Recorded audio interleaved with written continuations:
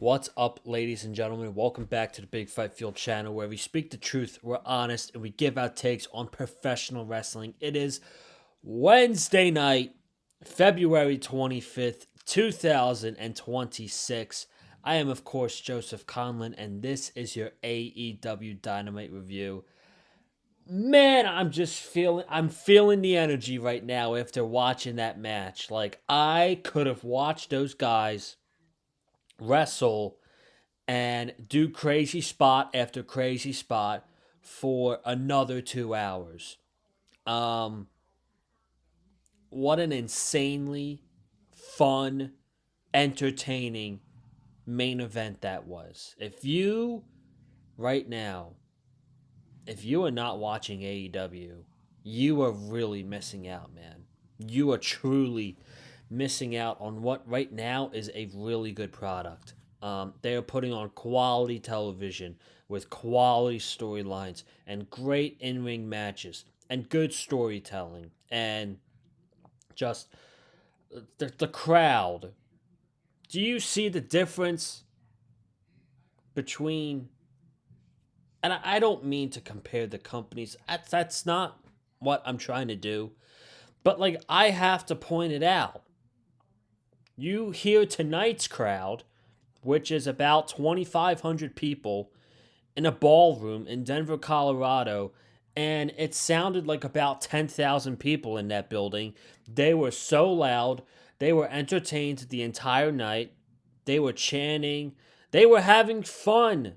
They were having fun. And then you look at Monday night in a crowd in Atlanta, Georgia, which had about 12,000 people, and it sounded like it was tonight, or the amount of crowd size tonight, which is about 2,500 people. The crowd was so good tonight. So good for this show. I thought it was a very good show. Everything wasn't perfect. Um, we had some unfortunates, which we will get to. But it was mostly setting up storylines for the pay per view, setting up storylines for, you know, the future. Like we've been talking about for weeks now, they're not just building to the pay per view, they're building to their weekly shows, they're building to other shows in the future. And I just absolutely love it. So we are going to dive into all of it tonight. Um, I appreciate you guys so much, man. Um, we are going to do quick Elimination Chamber predictions tomorrow because the match card is just so predictable. So I'm probably not going to have a long time to do the video because it's going to be quick. And I don't want to do it with SmackDown because SmackDown is already a 3 hour show. And if I do a 45, I don't want to do a 45-minute podcast the night before I go to Florida, so I don't want to do that. And then, like I've been saying for the past couple shows, I will let you guys know on Twitter whether or not I am going to be reviewing Elimination Chamber or not. I am going away to Tampa, Florida for about 4 days. I leave Saturday afternoon and I don't get back until Tuesday night. So I will let you know my plans for that and what I'm going to do with the Elimination Chamber. Um, but you can already expect me not to do a Monday Night Raw review on Monday, okay? Just because I'll be away and stuff like that. Um, Very slim chance, but no Monday Night Raw review on Monday next week. No AEW Dynamite review on Wednesday next week because I will be out at the Sixers game with Alyssa, and then we'll be picking it up next week with SmackDown. But we still got a long way to go this week, man. And we still got to talk about this show tonight. AEW Dynamite. Live from Denver, Colorado. So the show kicked off with an eliminator match, Jon Moxley versus L Clone. It went 15. They counted down to 10, they counted down to 5. I didn't think this was going to go to a draw. I thought El Clone had a good showing, but I've gotten to the point. where I would like to see Moxley fight other guys instead of people from the Don Callis family. Um, it's just I was intrigued by the feud going into it, and I just hope it's the end of it at Revolution. So, um, I thought this match was very good. They had a really good match, and that's all it was. They just had a good match. And John Moxley won with the Death Rider. No Takeshita, no Don Callis, just a clean John Moxley win. Swerve came out next to cut a promo, and he said, "You people miss me." And he says, "There's a certain section of the audience that is happy with what I did to Kenny Omega, and then there's a certain section of the audience that is booing what I did to Kenny Omega. And you know what? I love every second of it. When I was the best version of myself, I did some things that I probably didn't want to do a year this time last year." And he said, "A couple months ago, I told Hangman Page that I do regret with how I got to the top of AEW. But looking back on that, I have no regrets. And this is what it's all about. This is the new Swerve. Having no regrets. I don't regret driving Kenny Omega's head through the announce table and taking him out of action. I don't regret becoming and claiming myself to be the most dangerous man in AEW." So basically, he put a statement out saying, if you think you're the most dangerous or you're going to get in my way, I will stomp you out and I will drive your head through the canvas like I did to Kenny Omega. And a couple seconds later, they played backstage that Brody King is like, "You've got a real problem with someone else calling me the most dangerous man in AEW. So I am the most violent, I'm the most hard hitting, and I'm going to prove it tonight against Mark Davis from the Don Callis family." And we are starting that build for Brody King versus Swerve, which seems like it's going to happen at Revolution. And, you know, Kenny Omega is not going to be on the pay per view. And we knew this for a couple weeks now, even before this match with Swerve, that Kenny Omega was booked for a convention in Japan the weekend of Revolution, and he committed to it a long time ago. So that last week was their way of writing him off of TV, and I think this is a good. I think this is a good plan B. Swerve versus Brody King. That should be a hell of a match. Two guys going for the AEW World Championship. I'm totally for that, man. So, two guys proclaiming themselves to be the most dangerous men in AEW. And we'll see how it goes down at the pay per view on March 15th. But that match is basically all but confirmed. Um, Gabe Kidd versus Orange Cassidy. I thought they had a fine match. I thought it was good for what it was. Couple takeaways. Gabe Kidd winning this match was the right move because him and Clark Connors, they need a lot of credibility going into what seems to be a tag team match at Revolution. Um, Gabe Kidd, he is a hard striker. That fucker hits hard. And you just see him slap the shit out of Orange Cassidy and chop the shit out of him. He does not give a fuck.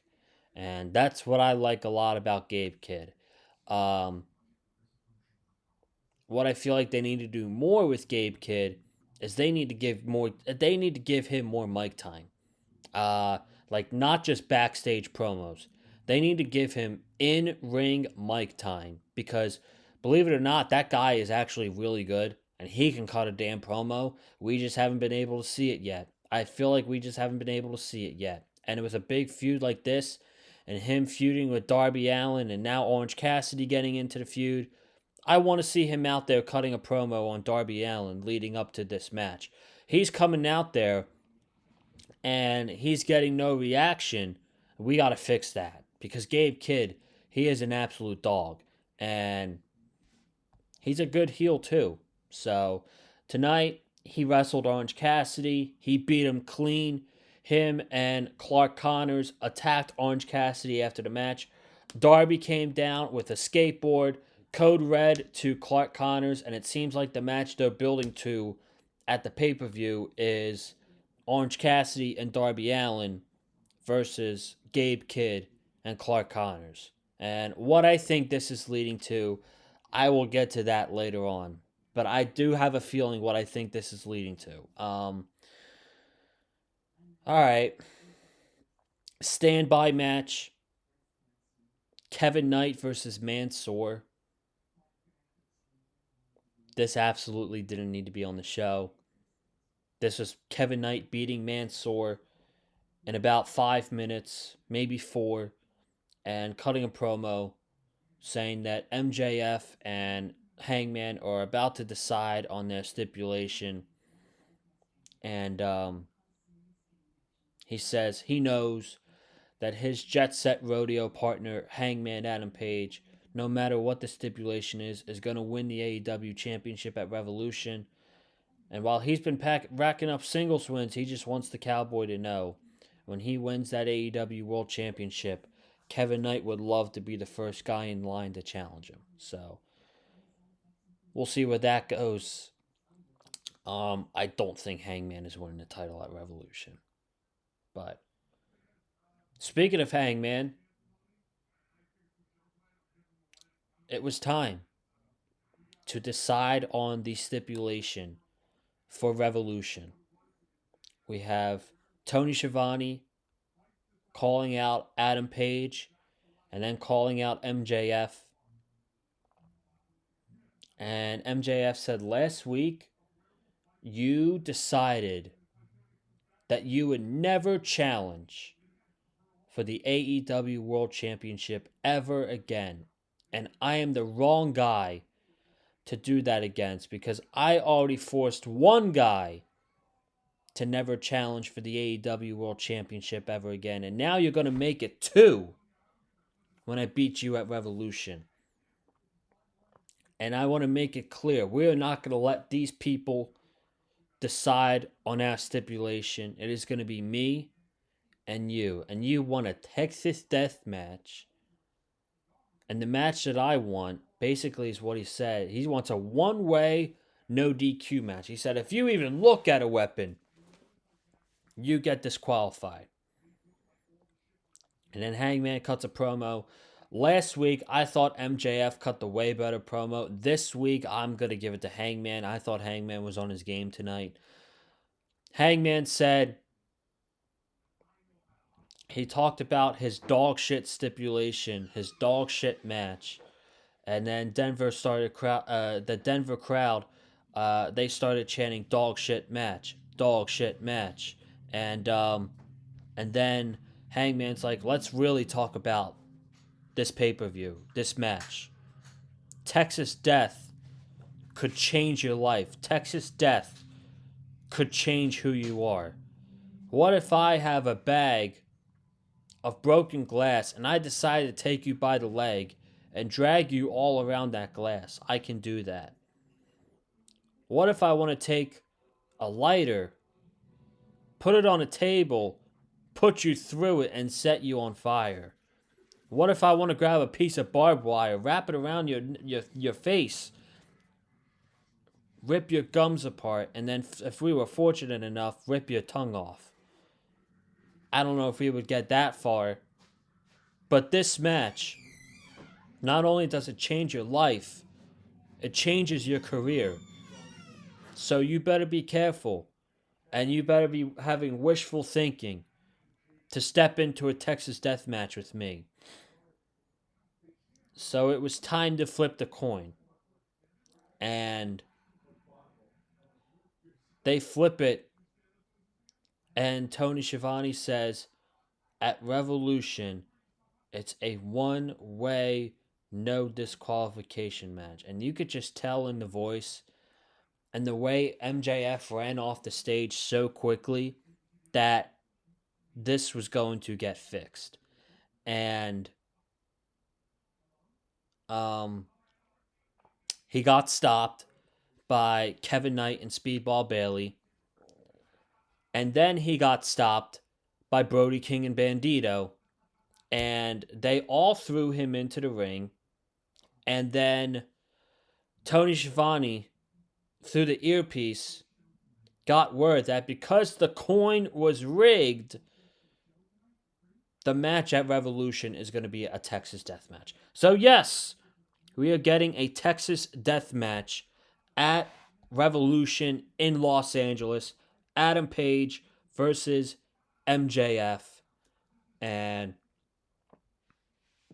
I don't know what type of finish they're about to do, but this is about to be a heartbreaking end for Adam Hangman Page. I don't know how they're going to do it. I don't know what they're going to do to set up that finish, but not only though are they going to have a killer match, but they are going to be playing with a lot of emotions in this match. So, I don't know what's going to happen. Obviously, I think MJF, there's no way he's going to lose this match. And then they have to have a storyline for Page to somehow get back in the title picture in the future. But I thought this segment was great. I thought this segment was better than what they did last week. Not that last week was bad. I just thought this week's was better. And now we got the Texas Death Match. Adam Hangman Page versus MJF for the AEW World Championship.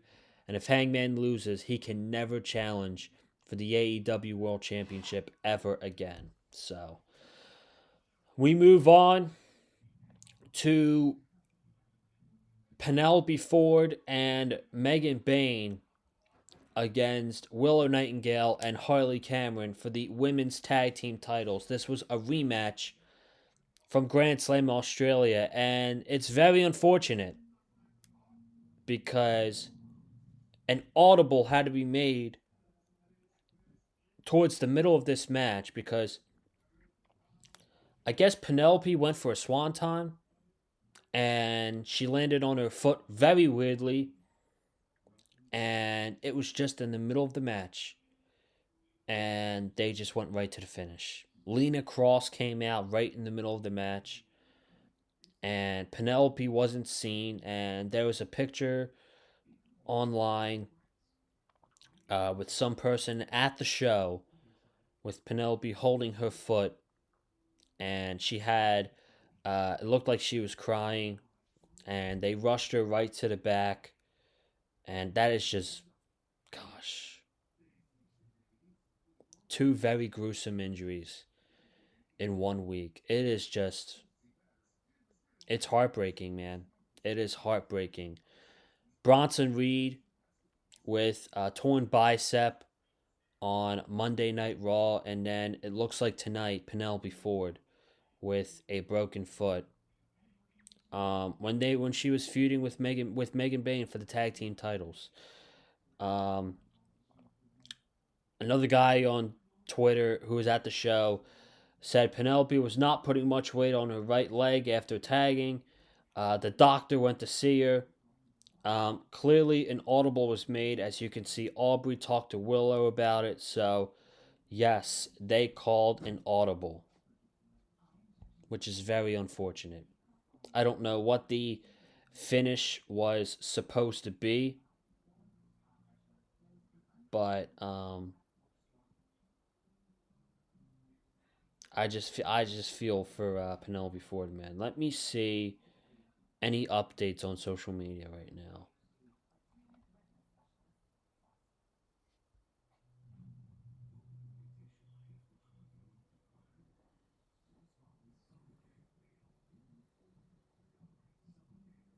Yeah, she did a moonsault on the outside, landed feet first, and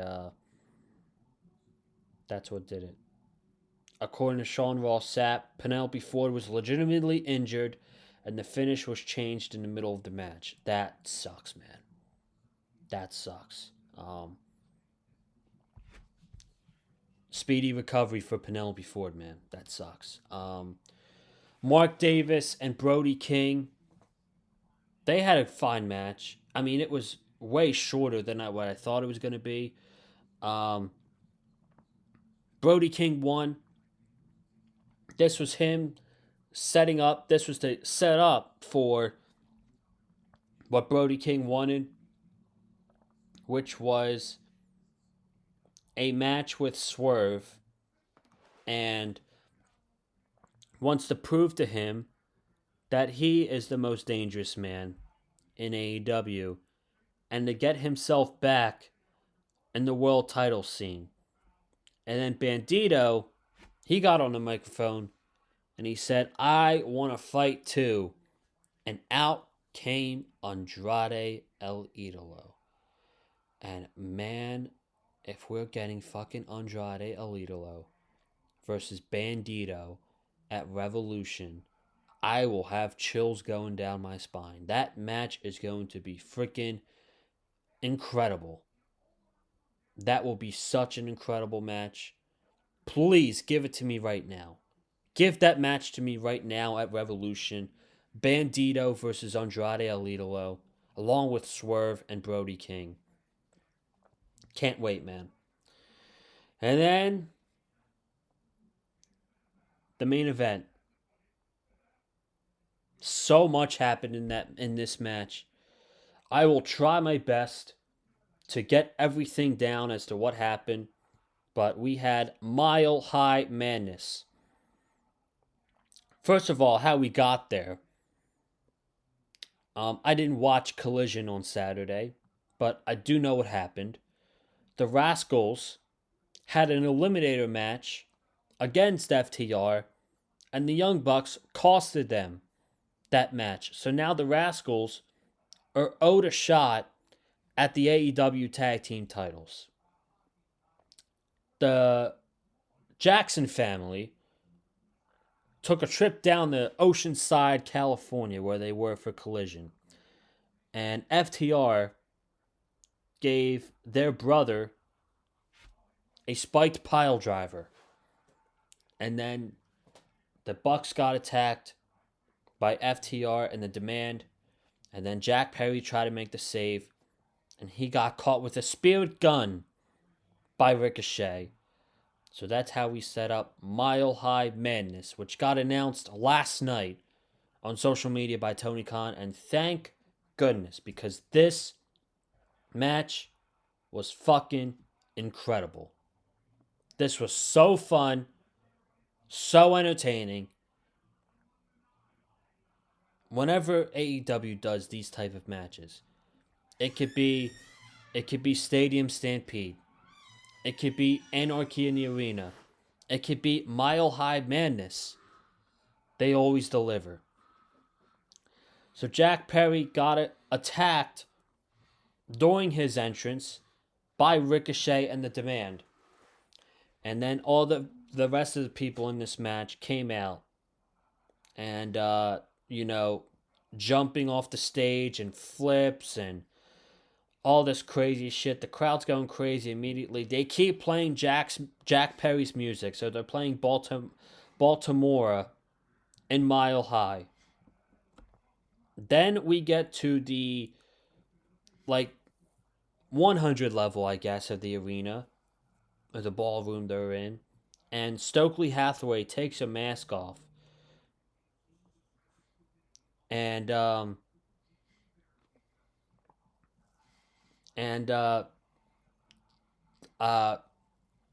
Cash kicks him into Nick Jackson, who goes down the flight of steps. They're now brawling in the crowd, and Dax throws a trash can to Cash to smack it over at Nick Jackson. Back in the crowd, still getting Baltimore, still singing that song, and a DDT to Ricochet, and we get a huge pounce by Toa Leona onto Jack Perry over the barricade. So far, the spot of the match. And then Toa Leona is wrecking havoc. He's got Desmond Xavier on one hand.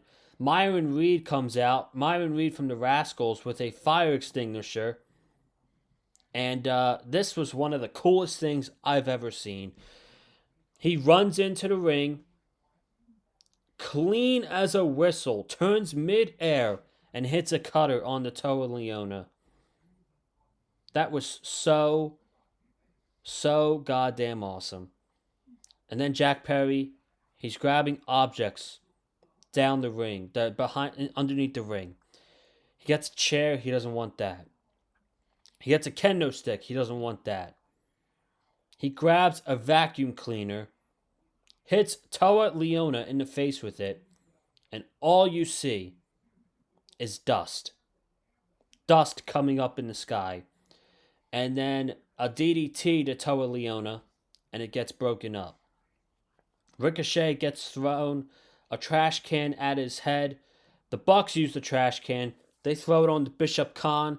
So the Young Bucks 2-on-1 on Bishop Khan.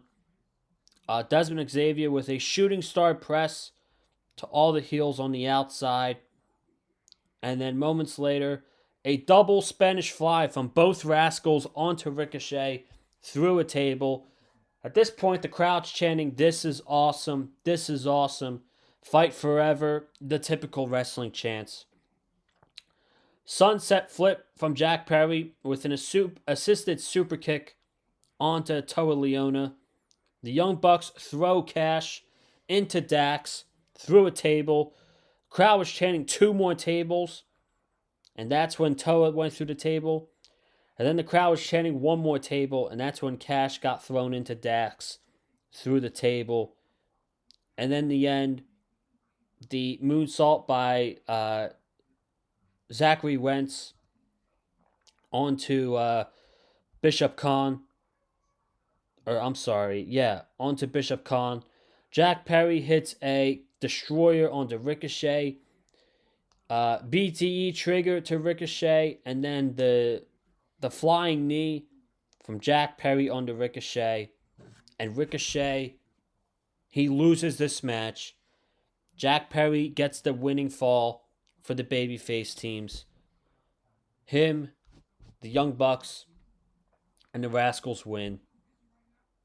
Just a spectacular, fun, entertaining match, man. So, what a way to cap off the show. At the end of the day, it was a very good show from Denver, Colorado. And if you are not watching AEW right now as a wrestling fan, you're really missing out. I would get on the AEW wagon right now. But I'm going to do it. That's it for the night, guys. I will see you guys tomorrow night for Elimination Chamber predictions. Subscribe, comment, hit the like button if you liked what you heard from me. Follow me on Twitter at Conlon_Joseph. TikTok as well, Conlon_Joseph. And I'll see you guys tomorrow night. Peace.